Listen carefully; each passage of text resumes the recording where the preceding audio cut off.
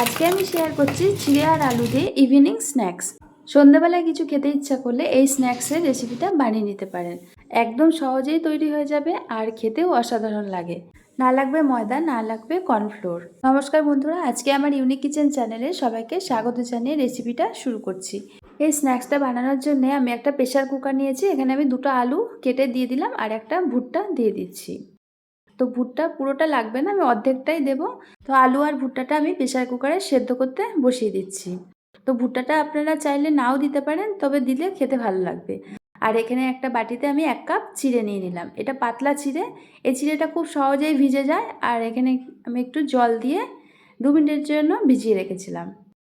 তো চিড়েটা ভিজতে বেশি টাইম লাগবে না। তো চিড়েটা একদম নরম হয়ে গেছে, আমি চিড়েটা জল ঝরিয়ে নিচ্ছি। তো আপনারা চেষ্টা করবেন এই পাতলা চিড়েটাই নেওয়ার। তো হাত দিয়ে আমি চেপে চেপে চিড়েটা একটু জলটা ঝরিয়ে নিচ্ছি।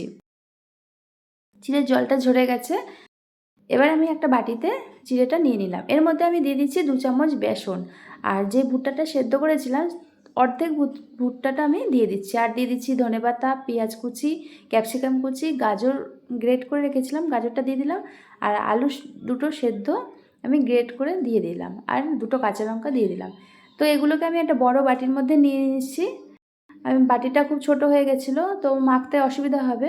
তো এখানে আমি দিয়ে দিচ্ছি বিট লবণ, চাট মশলা, ভাজা জিরে গুঁড়ো, গোলমরিচ গুঁড়ো, কাশ্মীরি লঙ্কা গুঁড়ো, হলুদ গুঁড়ো, আর দিয়ে দিলাম 2 চামচ সাম্বার মশলা। তো এই সাম্বার মশলা রেসিপিটা আমার ভিডিও দেওয়া আছে, তো আপনারা দেখলে দেখে নিতে পারেন। তো এই সাম্বার মশলাটা দিলে না অসাধারণ লাগে খেতে। তো আপনাদের না থাকলে নাও দিতে পারেন, বাট দিলে খেতে দারুণ লাগে। তো চিড়ে, আলু, ভুট্টা আর সব সবজিগুলো আমার সব মাখা হয়ে গেছে। এবার আমি ছোট ছোট একটু লম্বার আকারে একটু শেপ দিয়ে নিচ্ছি। তো আপনারা চাইলে গোল আকারেও শেপ দিয়ে নিতে পারেন বা চ্যাপ্টা করেও শেপ দিয়ে নিতে পারেন, যেমন খুশি আপনারা শেপ দিয়ে নিতে পারেন। আর আপনারা আপনাদের ইচ্ছা মতো ভেজিটেবলসগুলো অ্যাড করতে পারেন। দেখুন আমি এরকম ছোট ছোট এরকম শেপ দিয়ে নিয়েছি। তো একইভাবে সবগুলো আমি করে নিচ্ছি। এই স্ন্যাক্সের রেসিপিটা বানাতে কোনো ময়দা, কর্নফ্লোর বা ব্রেড ক্রাম্বস কিছুরই দরকার নেই।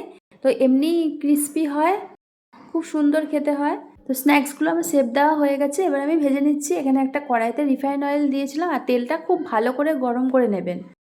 আর এই স্ন্যাক্সগুলো দিয়ে সঙ্গে সঙ্গে নাড়াচাড়া করবেন না, একটা দিক লাল লাল হলে তারপরে নাড়াচাড়া করবেন, নাহলে ভেঙে যেতে পারে।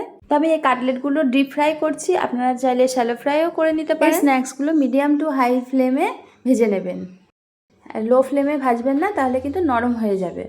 মিডিয়াম টু হাই ফ্লেমে ভেজে নিলে স্ন্যাক্সগুলো একদম ক্রিস্পি তৈরি হবে। এই জিরে আর আলুর কাটলেটগুলো আমার ভাজা হয়ে গেছে, আমি একটা প্লেটে সার্ভ করে দিচ্ছি। তো সন্ধ্যাবেলায় চায়ের সাথে এই কাটলেটগুলো দারুণ লাগবে খেতে, আর টমেটো কেচাপ দিয়েও অসাধারণ লাগবে। এই স্ন্যাক্সগুলো কিন্তু দোকান থেকে কিনেও পাবেন না, বাড়িতে একবার অবশ্যই বানিয়ে দেখবেন। বাচ্চাদের তো আমরা বাইরে থেকে অনেক কিছুই না বুঝেই কিনে দিই, তো একদিন এইভাবে স্ন্যাক্স বানিয়ে দেওয়া যেতেই পারে। তো বাচ্চা বড় সবাই খুশি হয়ে যাবে। বন্ধুরা, আমার স্ন্যাক্সের রেসিপিটা যদি ভালো লাগে তাহলে একটা লাইক, শেয়ার, কমেন্ট করে দেবেন। আর ভিডিওটা যদি ভালো লাগে তাহলে একটা সাবস্ক্রাইব করে দেবেন। আপনারা সবাই ভালো থাকবেন। টাটা।